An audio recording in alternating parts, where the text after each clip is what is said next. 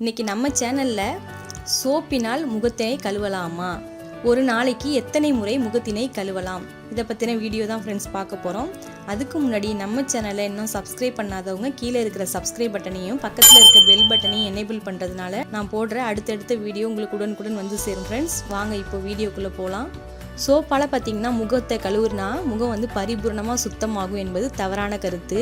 இப்போது உள்ள சோப்புகள் எல்லாத்துலேயும் பார்த்திங்கன்னா கொழுப்புத்தன்மை அதிகமாகவே இருக்குது. இதனால் சோப்பை கொண்டு நம்ம முகத்தை கழுவும் போது அந்த கொழுப்புத்தன்மை நம்ம ஸ்கின்னில் உள்ள வியர்வை துவாரங்களில் பூந்து அடைத்து விடும். இதனால் பார்த்திங்கன்னா சருமம் சுவாசிப்பதும் வியர்வை வெளியேறுவதும் தடைபட்டு விடுகிறது.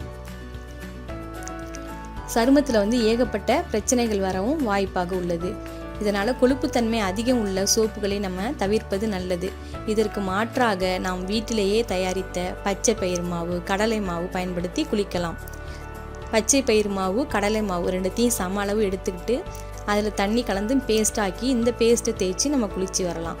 பூந்திக்காயை தண்ணீரில் ஊற வச்சு அரைச்சி நம்ம சோப்புக்கு பதிலாக பயன்படுத்தி குளிக்கலாம். இதனால் பார்த்திங்கன்னா முகம் பருக்கள் இல்லாமல் எண்ணெய் பிசுகுகள்லாம் நீங்கி முகம் பொலிவு பெறும். முகத்தை அடிக்கடி கழுவுறதுனால ஃப்ரெஷ்ஷாக இருக்குன்னு பலர் நினைப்பது உண்டு.